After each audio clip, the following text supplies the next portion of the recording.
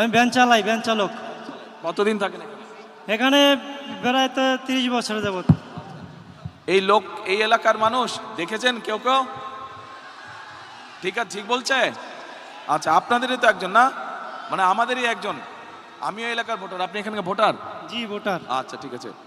আচ্ছা, এখন আপনি আমাকে এদিকে সামনে আসেন। আপনি আমাকে এখন বলেন, এই এলাকায় তো আমি প্রার্থী, বিএনপির প্রার্থী। জি জি। এখন শুধু এসে তো বক্তৃতা দিলে চলবে না। জি না।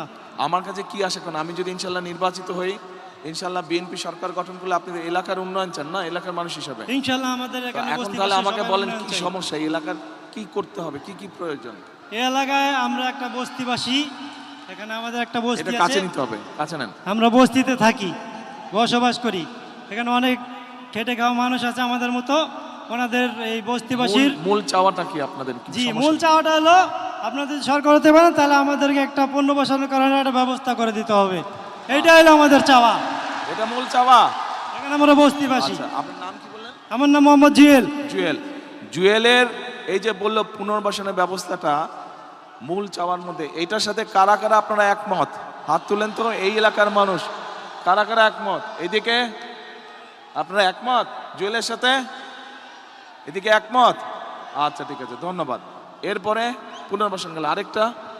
আর হলো আমাদের এখানে যারা গরিব মানুষ আছে, অনেক খেটে খাওয়া মানুষ আছে, ওনাদেরকে সহযোগিতা করতে হবে।